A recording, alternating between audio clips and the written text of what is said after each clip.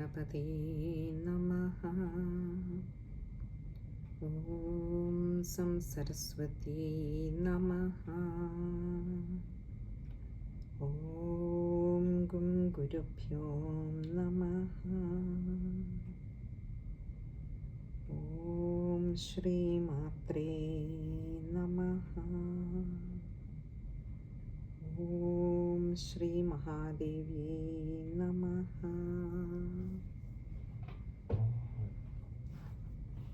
എല്ലാ സജ്ജനങ്ങൾക്കും നമസ്കാരം. ഇന്ന് നമുക്ക് 31-ാമത്തെ ശ്ലോകം മുതൽക്കാണ് നോക്കുവാനായിട്ടുള്ളത്. അമ്മയൊക്കെ വേണ്ട വിധത്തിൽ പറയിപ്പിക്കട്ടെ എന്ന് പ്രാർത്ഥിച്ചുകൊണ്ട് 31-ാമത്തെ ശ്ലോകം. മഹാഗണേശ നിർഭിന്ന വിഘ്നയന്ത്ര പ്രഹർഷിതാ ഭണ്ഡാസുരേന്ദ്ര നിർമുക്ത ശസ്ത്ര പ്രത്യസ്ത്രവർഷിണി. മഹാഗണേശ നിർഭിന്ന വിഘ്നയന്ത്ര പ്രഹർഷിത. മഹാഗണേശ്വരനാൽ മഹാഗണേശ നിർഭിന്നമായ തകർക്കപ്പെട്ട വിഘ്നയന്ത്രത്തെ കണ്ട് പ്രഹർഷിതയായവൾ, അതീവ സന്തുഷ്ടയായവൾ.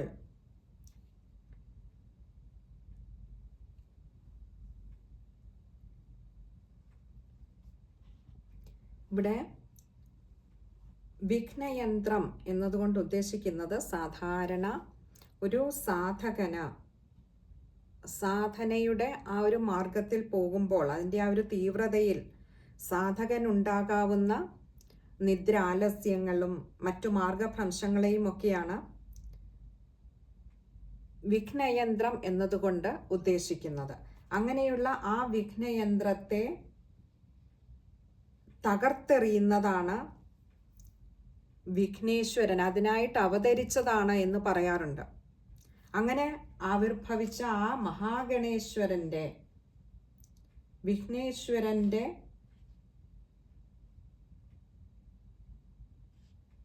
ആ ഒരു മഹാത്മ്യത്തിൽ വിഘ്നയന്ത്രങ്ങളെയൊക്കെ തകർത്ത്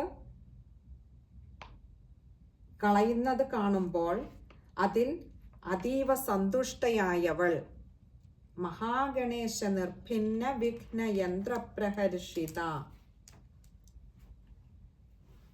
ഭണ്ഡാസുരേന്ദ്ര നിർമുക്ത ശസ്ത്ര പ്രത്യസ്ത്രവർഷിണി. ഭണ്ഡാസുരേന്ദ്ര നിർമുക്ത, ഭണ്ഡാസുരേന്ദ്രനാൽ, ഭണ്ഡനെന്ന അസുരേന്ദ്രനാൽ, ഭണ്ഡാസുരനാൽ. അവിടെ അസുരേന്ദ്രൻ എന്ന് പറയാൻ കാരണം തന്നെ ഇവരൊക്കെ മഹാപരാക്രമികളായിരുന്നു, ഭണ്ഡാസുരനൊക്കെ.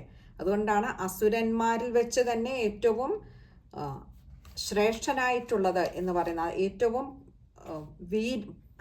പരാക്രമം കൂടിയ ആള്. അങ്ങനെ മഹാപരാക്രമികളായിരുന്നു ഭണ്ഡാസുരൻ, അതേപോലെ ശുംഭൻ, നിശുംഭൻ തുടങ്ങിയ ധാരാളം അസുരന്മാരുണ്ട് അങ്ങനെയുള്ളത്. ഇവരൊക്കെ ദേവിയുടെ കൈകൊണ്ടാണ് നിഗ്രഹിക്കപ്പെടുന്നത്. അങ്ങനെ ഭണ്ഡാസുരേന്ദ്രനാൽ എയ്തുവിടപ്പെട്ട, തൊടുത്തുവിടപ്പെട്ട ശസ്ത്ര പ്രത്യസ്ത്രവർഷിണി, ശസ്ത്രങ്ങൾക്ക് പ്രത്യസ്ത്ര മുഴുവനും, അങ്ങനെ എയ്തുവിട്ട സർവശസ്ത്രങ്ങൾക്കും പ്രത്യസ്ത്രം തിരികെ അവയൊക്കെ ഇല്ലാതെയാക്കുന്ന വിധത്തിൽ, ഭണ്ഡാസുരൻ തൊടുത്തുവിട്ട ശസ്ത്രങ്ങളെ ഇല്ലാതെയാക്കുന്ന വിധത്തിൽ ശസ്ത്രങ്ങളെ പ്രത്യസ്ത്ര വർഷിണി ചൊരിയുന്നവൾ.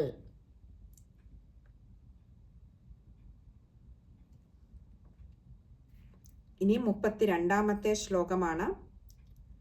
കരാങ്കുലി നഖോൽപ്പന്ന നാരായണ ദശാകൃതി മഹാപാശുപതാസ്ത്രാഗ്നി നിർദഗ്ധാസുര സൈനിക.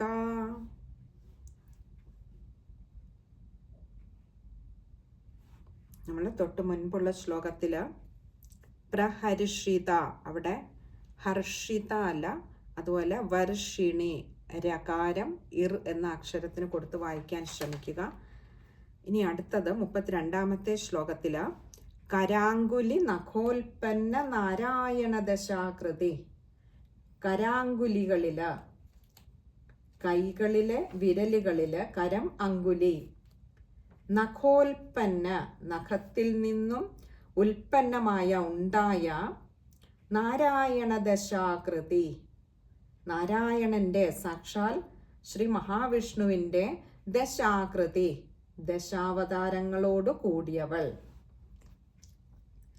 ഇവിടെ ജഗദംബികയുടെ കൈകളിലെ 10 വിരലുകളിൽ നിന്നാണ് ശ്രീ മഹാവിഷ്ണുവിന്റെ 10 അവതാരങ്ങൾ ഉണ്ടായത്. ദശാവതാരങ്ങളോട് കൂടിയവൾ. അങ്ങനെ കൈകളിൽ നിന്നും ഉൽപ്പന്നമായിട്ടുള്ളതാണ്, കൈകളിലെ നഖങ്ങളിൽ നിന്നും ഉൽപ്പന്നമായിട്ടുള്ളതാണ് ഈ ദശാവതാരങ്ങൾ എന്നാണ് പറയുന്നത്.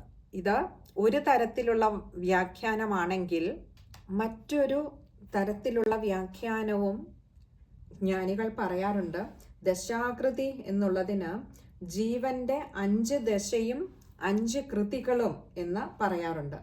ഈ 5 ദശകൾ എന്ന് പറയുന്നത് ജാഗ്രത്, സ്വപ്നം, സുഷുപ്തി, തുരീയം, ബ്രഹ്മനിഷ്ഠ എന്നിങ്ങനെയുള്ള 5 ദശകളും, അതേപോലെ സൃഷ്ടി, സ്ഥിതി, പ്രളയം, മഹാപ്രളയം, ലോകോദ്ധാരണം എന്നിങ്ങനെ 5 കൃതികൾ. ഇങ്ങനെയുള്ള ഈ ദശാകൃതികളാണ് അമ്മയുടെ നഖങ്ങളിൽ നിന്നും ഉത്ഭവിച്ചത്. അങ്ങനെയും ആചാര്യന്മാര് വ്യാഖ്യാനം പറയാറുണ്ട്. ഇനി അടുത്തത് മഹാപാശുപതാസ്ത്രാഗ്നി നിർദഗ്ധാസുര സൈനിക. മഹാപാശുപതാസ്ത്രാഗ്നി നിർദഗ്ധ, മഹാപാശുപതാസ്ത്രമാകുന്ന അഗ്നിയിൽ നിന്നും, നിർദഗ്ധ അതിൽ നശിപ്പിച്ചു കളഞ്ഞ, ദഹിപ്പിച്ച, ആ അഗ്നിയിൽ ദഹിപ്പിച്ച അസുര സൈനിക, അസുര സൈന്യങ്ങളെ ദഹിപ്പിച്ചവൾ. ആ മഹാപാശുപതാസ്ത്രമാകുന്ന അഗ്നിയിൽ ഈ അസുര സൈന്യങ്ങളെയൊക്കെ ദഹിപ്പിച്ചവൾ.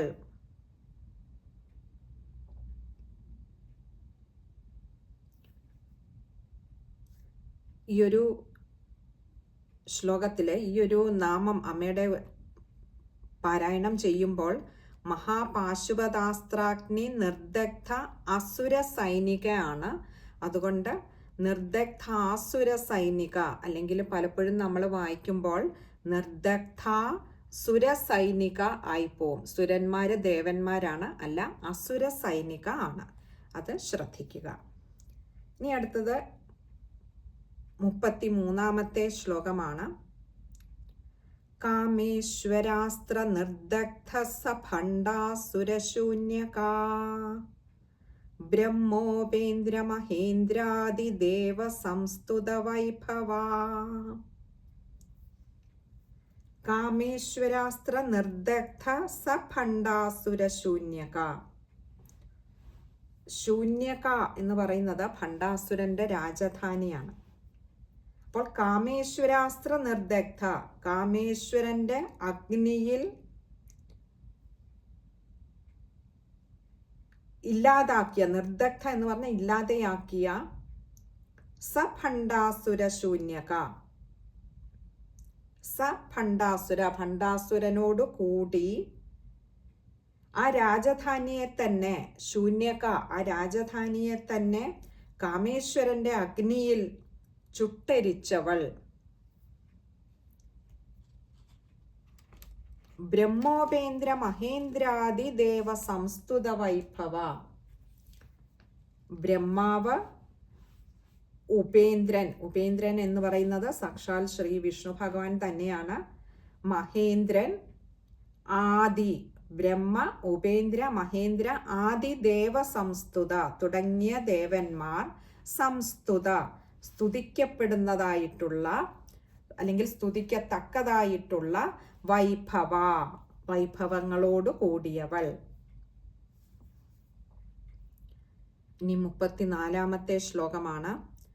ഹരനേത്രാഗ്നി സംദഗ്ധ കാമ സഞ്ജീവനൌഷധീ ശ്രീമദ്വാഗ്ഭവകൂടൈകസ്വരൂപമുഖപങ്കജാ ഹരനേത്രാഗ്നി സംദഗ്ധ കാമസഞ്ജീവനൌഷധി. ഹരനേത്രാഗ്നി, ഹരന്റെ നേത്രത്തിൽ നിന്നും വമിച്ച ആ അഗ്നിയിൽ സംദഗ്ധ, ചുട്ട് ചാമ്പലായി തീർന്ന കാമദേവന് സഞ്ജീവന ഔഷധി, സഞ്ജീവൻ ഔഷധിയായുള്ളവൾ, പുനർജന്മം നൽകിയവൾ. നമുക്കറിയാം ഹരൻ എന്ന് പറഞ്ഞാൽ സാക്ഷാൽ ശ്രീ പരമേശ്വരനാണ്. ആ ശിവഭഗവാന്റെ മുക്കണ്ണിൽ നിന്നും മൂന്നാമത്തെ കണ്ണിൽ നിന്നും നിർഗമിച്ച ആ അഗ്നിയിൽ ചാമ്പലായിപ്പോയ കാമദേവനെ അമ്മയുടെ കാരുണ്യം കൊണ്ട് പുനർജന്മം നൽകുകയാണ് ഉണ്ടായത്. ഇവിടെ അതാണ് പറഞ്ഞത്, ഹരനേത്രാഗ്നി സംദഗ്ധ കാമസഞ്ജീവനൌഷധി. ഹരന്റെ നേത്രത്തിൽ നിന്നും പുറപ്പെട്ട ആ അഗ്നിയിൽ ചുട്ടു ചാമ്പലായി തീർന്ന കാമദേവന് പുനർജന്മം നൽകിയവൾ. ശ്രീമദ്വാഗ്ഭവകൂടൈക സ്വരൂപമുഖ പങ്കജ. ശ്രീമത്തായിട്ടുള്ള വാഗ്ഭവകൂട ഏകസ്വരൂപ മുഖ പങ്കജ. വാഗ്ഭവകൂടമെന്ന ഏകസ്വരൂപമായ മുഖ്യസ്വരൂപമായിട്ടുള്ള മുഖപത്മത്തോടു കൂടിയവൾ. ഈ ഒരു നാമം മുതൽ നമ്മൾ ഇത്രയും നേരവും അമ്മയുടെ സൂക്ഷ്മദേഹ വർണ്ണന ആരംഭിക്കുകയാണ്. അമ്മയുടെ സ്ഥൂലദേഹ വർണ്ണനയായിരുന്നു തൊട്ട് മുൻപുള്ള നാമം വരെ നമ്മൾ കണ്ടത്. അപ്പോൾ ആ ഒരു സൂക്ഷ്മദേഹ വർണ്ണനയിൽ ഇവിടെ ഈ അമ്മയുടെ സൂക്ഷ്മ രൂപത്തെ തന്നെ സൂക്ഷ്മം, സൂക്ഷ്മതരം, സൂക്ഷ്മതമം എന്നിങ്ങനെ 3 തരത്തിൽ തരംതിരിച്ചിട്ടുണ്ട്. ഇനിയും അവയെ തന്നെ വീണ്ടും 3 വിധത്തിൽ തരംതിരിച്ചിട്ടുണ്ട്. പഞ്ചദശാക്ഷരി വിദ്യ, കാമകല, കുണ്ടലിനി എന്നിങ്ങനെ 3 വിഭാഗങ്ങൾ പറയുന്നുണ്ട്. ഇതിൽ പഞ്ചദശാക്ഷരി മന്ത്രത്തെ 3 ഖണ്ഡങ്ങളായി വിഭജിച്ചതിൽ ആദ്യത്തെ 5 അക്ഷരങ്ങൾ ഉൾക്കൊള്ളുന്ന 1-ാം ഖണ്ഡമാണ് വാഗ്ഭവകൂടം എന്ന് പറയുന്നത്.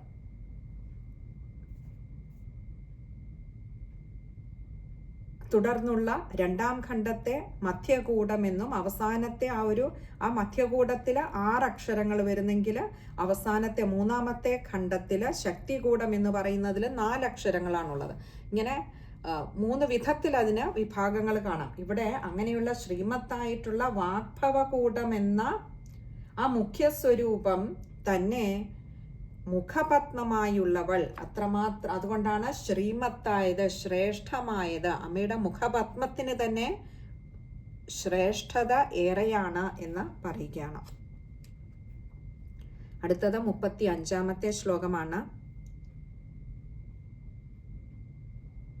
കണ്ഠാധക്കടി പര്യന്ത മധ്യകൂടസ്വരൂപിണീ ശക്തികൂടൈകതാപന്ന ശക്തികൂടൈകതാപന്ന കഠ്യഥോഭാഗധാരിണീ. കണ്ഠാധക്കടി പര്യന്ത മധ്യകൂടസ്വരൂപിണി. കഴുത്തിന് താഴെ, കണ്ഠ അധ കടി പര്യന്ത, കഴുത്തിന് താഴെ അരക്കെട്ട് വരെ. നമ്മൾ തൊട്ട് മുൻപ് മധ്യകൂടം, ശക്തികൂടം ഒക്കെ നമ്മൾ പറയുകയുണ്ടായി. അങ്ങനെയുള്ള മധ്യകൂടസ്വരൂപിണി, മധ്യകൂട സ്വരൂപത്തോടു കൂടിയവൾ. ഇതിൻ്റെ നമ്മളൊരു എന്താണ് വാഗ്ഭവകൂടം, മധ്യകൂടം, ശക്തികൂടം എന്ന് നമ്മൾ തൊട്ട് മുൻപുള്ള നാമം പറഞ്ഞപ്പോൾ ഒന്ന് ചുരുക്കി പറയുകയുണ്ടായി. അതുകൊണ്ട് ഇനി അത് കൂടുതൽ നമ്മൾ വിസ്തരിക്കുന്നില്ല. അങ്ങനെയുള്ള അമ്മയുടെ കഴുത്തിന് താഴെ അരക്കെട്ട് വരെയുള്ള മധ്യകൂട സ്വരൂപത്തോടു കൂടിയവൾ.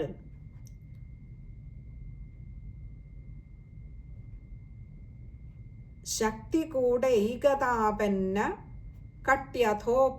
കട്യഥോഭാഗധാരിണി. ശക്തികൂട ഏകത ആപന്ന, ശക്തികൂടമെന്ന ഏകതയെ ആപന്നമായ പ്രാപിച്ച കട്യധോഭാഗധാരിണി, കടിയുടെ അതായത് അരക്കെട്ടിൻ്റെ അധോഭാഗത്തെ താഴോട്ടുള്ള ഭാഗത്തെ ധാരിണി ധരിച്ചവൾ, ധരിക്കുന്നവൾ. അപ്പോൾ ഈ 3 ഭാഗങ്ങളായിട്ടാണ്. ആദ്യം മുഖപത്മം പറഞ്ഞുവെങ്കിൽ കഴുത്തിനും താഴോട്ട് അരക്കെട്ട് വരെയുള്ള മധ്യകൂടത്തെ പറഞ്ഞു. ഇനിയും ആ കടിയുടെ താഴോട്ടുള്ള ഭാഗം, കടി അധോഭാഗം എന്ന് പറഞ്ഞാൽ അരക്കെട്ടിന് താഴോട്ടുള്ള ഭാഗത്തെ ശക്തികൂടമെന്ന ഒരു ഏകതയെ പ്രാപിച്ച് അങ്ങനെ ആ ശക്തികൂടത്തെ ധരിക്കുന്നവൾ, ശക്തികൂടൈകത ആപന്ന കട്യധോഭാഗധാരിണി. പദം പിരിക്കണ്ട, ചേർത്ത് തന്നെ വായിക്കുക. അവിടെ ശക്തികൂടൈകതാപന്ന കട്യധോഭാഗധാരിണി. അവിടെ കട്യധോ എന്ന് പറയും, കടി അധോഭാഗമാണ്. ട്യ എന്ന അക്ഷരത്തിന് അകാരം കൊടുത്ത് വായിക്കുക. ഇനി അടുത്തത് 36ാമത്തെ ശ്ലോകമാണ്. മൂലമന്ത്രാത്മികാ മൂലകൂടത്രയ കളേബരാ കുളാമൃതൈകരസികാ കുളസങ്കേതപാലിനി. മൂലമന്ത്രാത്മിക, മൂലമന്ത്രം എന്ന് പറയുന്നത് പഞ്ചദശാക്ഷരി മന്ത്രത്തെയാണ്. അങ്ങനെയുള്ള ആ മൂലമന്ത്രം തന്നെ സ്വരൂപമായിട്ടുള്ളവൾ, മൂലമന്ത്ര സ്വരൂപിണിയായിട്ടുള്ളവൾ. മൂലകൂടത്രയ കളേബര, മൂലകൂടത്രയം നമ്മൾ മുമ്പ് പറഞ്ഞിരുന്ന ഏതൊക്കെയാണ് ആ കൂടത്രയങ്ങളെന്ന്. വാഗ്ഭവകൂടം, മധ്യകൂടം, ശക്തികൂടം. ഇവ 3ഉം കളേബര, കളേബരമായിട്ടുള്ളവൾ. കളേബരം എന്ന് പറഞ്ഞാൽ ശരീരം. അപ്പോൾ ഈ 3 കൂടത്രയങ്ങളെ, മൂലകൂടത്രയങ്ങൾ എന്ന് പറഞ്ഞാൽ ഇത് തന്നെയാണ് ദേവിയുടെ സ്വരൂപം തന്നെ. കളേബരമായി സ്വീകരിച്ചിരിക്കുന്നവളാണ്, ശരീരമായി സ്വീകരിച്ചിരിക്കുന്നവളായിട്ടുള്ള ആ ജഗദംബിക. വാഗ്ഭവകൂടം, മധ്യകൂടം, ശക്തികൂടം, ഇങ്ങനെ ത്രികൂടങ്ങളെ ശരീരമായി സ്വീകരിച്ചവൾ. കുളാമൃതൈകരസിക, കുള എന്ന അമൃതത്തിൽ ഏകരസിക, അതിൽ പ്രത്യേക, അതിൽ മാത്രം പ്രതിപത്തിയുള്ളവൾ, അല്ലെങ്കിൽ അതിൽ രസിക്കുന്നവൾ. കുളസങ്കേതപാലിനി, കുളം എന്ന യോഗവിദ്യയുടെ സങ്കേതങ്ങളെ പാലിനി, അഥവാ അതിൻ്റെ ആ ഒരു അനുഷ്ഠാനക്രമങ്ങളെ പാലിനി, പാലിക്കുന്നവൾ. കുളസങ്കേതം എന്ന് പറയുന്നത് എന്നതിന് ചക്രരഹസ്യമെന്നും മന്ത്രരഹസ്യമെന്നും ആരാധനാക്രമ രഹസ്യം എന്നൊക്കെയും അർത്ഥം പറയാറുണ്ട്. അപ്പോൾ ഇതിൻ്റെയൊക്കെ അനുഷ്ഠാനക്രമങ്ങളെ പാലിക്കുന്നവൾ എന്നാണ് കുളസങ്കേത പാലിനി. ഇനി 37ാമത്തെ ശ്ലോകമാണ്. കുലാംഗന കുലാന്തസ്ഥ കൗളിനി കുലയോഗിനി അകുലാ സമയാന്തസ്ഥ സമയാചാരതൽപരാ.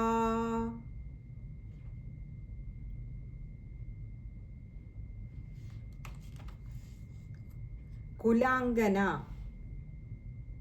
എന്ന് പറഞ്ഞാൽ കുലീന. കുലാന്തസ്ഥ,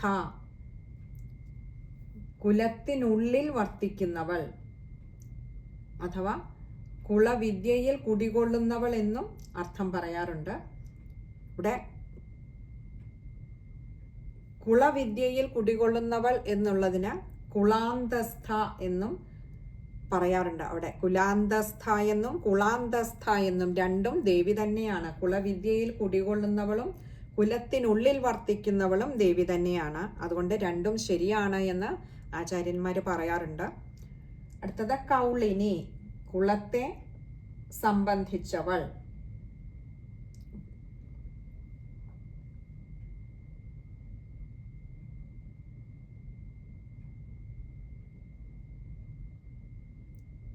ഇവിടെ ഈ കൗളിനി എന്ന പദത്തെ മറ്റൊരു തരത്തിലും വ്യാഖ്യാനിച്ച് കാണാറുണ്ട്.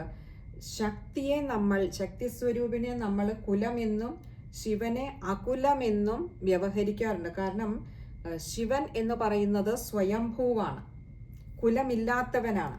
അതുകൊണ്ട് തന്നെ കുലത്തെ സംബന്ധിച്ചത് കൗളമെന്നും, അങ്ങനെ നോക്കിയാൽ കുലാകുല സംബന്ധമായിട്ടുള്ള ആ പരമചൈതന്യത്തെയാണ് കൗളം എന്ന് പറയുന്നത്.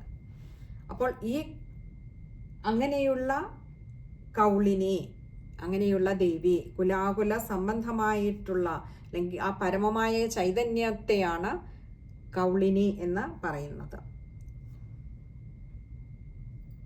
കുലയോഗിനി, കുലത്തിലെ യോഗിനി. കുലം എന്നതിന് ചക്രം, ഷഡാധാര ചക്രത്തെ കുലമെന്ന് പറയാറുണ്ട്, അഥവാ ചക്രം എന്നും കുലത്തിന് അർത്ഥമുണ്ട്. അപ്പോൾ ഷഡാധാര ചക്രത്തിലെ യോഗിനി, കുലത്തിലെ യോഗിനി. അകുല, കുലമില്ലാത്തവൾ. ഇത് കുറച്ചുകൂടി ഒന്ന് ആഴത്തിൽ പോകുന്ന ഒരു പദമാണ് അമ്മയുടേത്. കാരണം ആദിപരാശക്തിയായിട്ടുള്ള ദേവിക്ക് ഏതു കുലമാണുള്ളത്? ദേവിക്ക് ജനന മരണ ഭേദങ്ങളില്ലാതെ ആദിയിലുള്ളതും അവസാനത്തിലുള്ളതുമായിട്ടുള്ളതാണ് ശ്രീ ജഗദംബിക. ശരീരമില്ലാത്തവളാണ്, അദ്വിതീയ എന്നൊക്കെ ഈ ഒരു വാക്കിന് അർത്ഥം കൽപ്പിക്കാറുണ്ട്. അപ്പോൾ അകുല, കുലമില്ലാത്തവൾ. സമയാന്തസ്ഥ,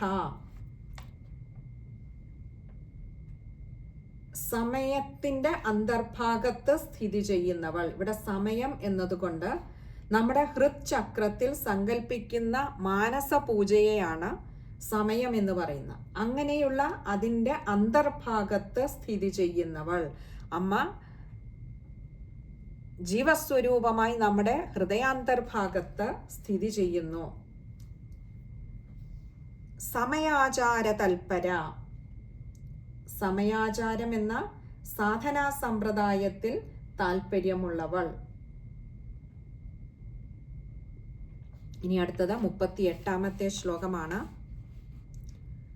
മൂലാധാരൈക നിലയാ ബ്രഹ്മഗ്രന്ഥി വിഭേദിനി മണിപൂരാന്തരുദിത വിഷ്ണുഗ്രന്ഥി വിഭേദിനി.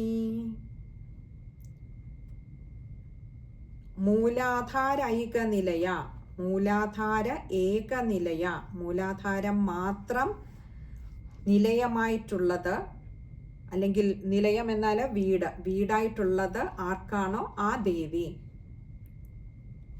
അഥവാ മൂലാധാരത്തിൽ വസിക്കുന്നവൾ. ബ്രഹ്മഗ്രന്ഥി വിഭേദിനി, ബ്രഹ്മഗ്രന്ഥിയെ വിഭേദിനി, വിശേഷേണ ഭേദിക്കുന്നവൾ. ഈ ബ്രഹ്മഗ്രന്ഥി എന്ന് പറയുന്നത് മൂലാധാരത്തിൻ്റെയും സ്വാധിഷ്ഠാനത്തെയും ഒക്കെ ഉൾക്കൊള്ളുന്ന ഒരു അഗ്നിഖണ്ഡത്തിൻ്റെ തൊട്ടുമുകളിലായി സ്ഥിതി ചെയ്യുന്നതാണ് ബ്രഹ്മഗ്രന്ഥി. ആ ബ്രഹ്മഗ്രന്ഥിയെ ഭേദിക്കുന്നവൾ. അമ്മയ്ക്ക് പരിമിതി ഇല്ല എന്നർത്ഥം.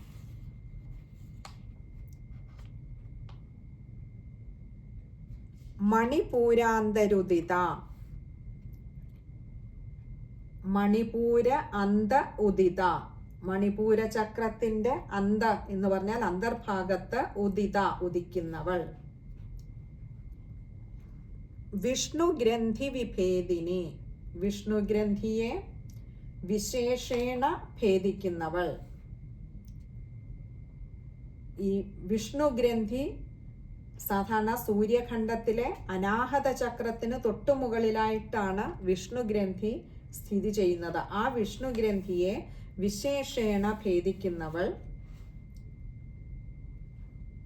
ജഗദംബിക, അഥവാ അഗ്നി സൂര്യമയങ്ങളായിട്ടുള്ള രണ്ട് ചക്രങ്ങളെയും, മണിപൂരകവും അനാഹതവും, ഇങ്ങനെയുള്ള രണ്ട് ചക്രങ്ങളെ സർവസിദ്ധികളും പ്രദാനം ചെയ്യുന്ന തേജോമയമായിട്ടുള്ള ഒന്നാണ് വിഷ്ണുഗ്രന്ഥി എന്ന് പറയുന്നത്. ആ വിഷ്ണുഗ്രന്ഥിയെയും ഭേദിക്കുന്നവളാണ്, ഭേദിച്ചുയരുന്ന കുണ്ടലിനി ശക്തിയാണ് സാധകനെ സംബന്ധിച്ചിടത്തോളം അവാച്യമായിട്ടുള്ള ആനന്ദവും അത്ഭുതകരങ്ങളായിട്ടുള്ള സിദ്ധികളുമൊക്കെ പ്രദാനം ചെയ്യുന്ന ദേവി ജഗദംബിക ശക്തിസ്വരൂപിണി. ഇനിയും 39-ാമത്തെ ശ്ലോകം. ആജ്ഞാചക്രാന്തരാളസ്ഥാ രുദ്രഗ്രന്ഥി വിഭേദിനി സഹസ്രാരാംബുജാരൂഢ സുധാസാരാഭിവർഷിണി.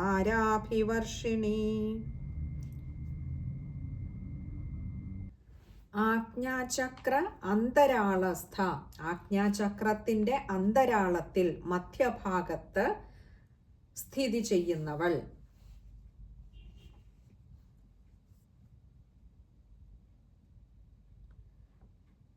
രുദ്രഗ്രന്ഥി വിഭേദിനി, രുദ്രഗ്രന്ഥിയെ ഭേദിക്കുന്നവൾ. ഈ രുദ്രഗ്രന്ഥി എന്ന് പറയുന്നത് സാക്ഷാൽ ശ്രീരുദ്രൻ്റെ ആസ്ഥാനമായിട്ടാണ് ഈ ഒരു രുദ്രഗ്രന്ഥിയെ അറിയപ്പെടുന്നത്. അതുകൊണ്ടാണ് അതിനെ രുദ്രഗ്രന്ഥി എന്ന് പറയുന്നതെന്നും ആചാര്യന്മാർ പറയാറുണ്ട്. നമ്മൾ ആകാശതത്വം, മനസ്തത്വം എന്നിവയോടൊക്കെ കൂടിയ വിശുദ്ധി ആജ്ഞാചക്രങ്ങളിൽ സർവമംഗലപ്രദമായിട്ടുള്ളതാണ് രുദ്രഗ്രന്ഥി. അവിടെയാണ് രുദ്രഗ്രന്ഥി സ്ഥിതി ചെയ്യുന്നത്. അങ്ങനെയുള്ള രുദ്രഗ്രന്ഥിയെയും ഭേദിക്കുന്നവൾ, രുദ്രഗ്രന്ഥി വിഭേദിനി. സഹസ്രാരാംബുജാരൂഢ സുധാസാരാഭിവർഷിണി. സഹസ്രാര അംബുജ ആരൂഢ, സഹസ്രാരാംബുജം എന്ന് പറഞ്ഞാൽ സഹസ്രാര ചക്രം, അതിൽ ആരൂഢയായവൾ, സ്ഥിതി ചെയ്യുന്നവൾ. സഹസ്രദള പത്മത്തിൽ സ്ഥിതി ചെയ്യുന്നവൾ. സുധാസാരാഭിവർഷിണി, സുധാസാരത്തെ, അമൃതത്തെ അഭിവർഷിണി, അഭിവർഷിക്കുന്നവൾ, കോരിച്ചൊരിയുന്നവൾ. ഇനിയും 40-ാമത്തെ ശ്ലോകം നോക്കാം. തടില്ലതാ സമരുചി ഷഡ്ചക്രോപരി സംസ്ഥിതാ മഹാസക്തി കുണ്ടലിനി ബിസതന്തുതനീയസി. തടില്ലതാ സമരുചി. തടില്ലത എന്ന് പറഞ്ഞാൽ മിന്നൽ കൊടിയാണ്. തടില്ലത സമ, അതിന് തുല്യമായിട്ടുള്ള, അതുപോലെ മിന്നൽ കൊടി പോലെ. രുചി എന്ന് പറഞ്ഞാൽ ലാവണ്യം, ആ ഒരു അഴക്. ആ മിന്നൽ കൊടിക്ക് തുല്യമായ അഴകോട് കൂടിയവൾ, ലാവണ്യത്തോട് കൂടിയവൾ. ഷഡ്ചക്രോപരി സംസ്ഥിത. ഷഡ്ചക്രം, ഷഡാധാരങ്ങൾ നമുക്കറിയാം. മൂലാധാരം, സ്വാധിഷ്ഠാനം, മണിപൂരകം, അനാഹതം, വിശുദ്ധി, ആജ്ഞ എന്നിങ്ങനെ ഷഡാധാരങ്ങൾക്ക് ഉപരി സംസ്ഥിത, അതിൻ്റെയൊക്കെ ഉപരിയായി സ്ഥിതി ചെയ്യുന്നവൾ. മഹാസക്തി, മഹത്തിൽ അഥവാ ഉത്സവത്തിൽ ആസക്തി ഉള്ളവൾ. ആസക്തി എന്ന് പറഞ്ഞാൽ ആഭിമുഖ്യം. അപ്പോൾ മഹത്തിൽ അഥവാ ഉത്സവത്തിൽ ആസക്തിയുള്ളവൾ, ആഭിമുഖ്യമുള്ളവൾ. കുണ്ടലിനി, കുണ്ടലാകൃതിയിൽ വർത്തിക്കുന്നവൾ. ബിസതന്തുത നീയസി. ബിസതന്തു എന്ന് പറഞ്ഞാൽ താമരനൂലാണ്. ബിസതന്തുത നീയസി, ഒരു താമര നൂലുപോലെ വളരെ മൃദുലയും ലോലയുമായിട്ടുള്ളവൾ. കുറച്ചുകൂടി നമ്മൾ എളുപ്പം ഒറ്റ വാക്കിൽ പറഞ്ഞാൽ സൂക്ഷ്മരൂപിണിയായിട്ടുള്ളവൾ.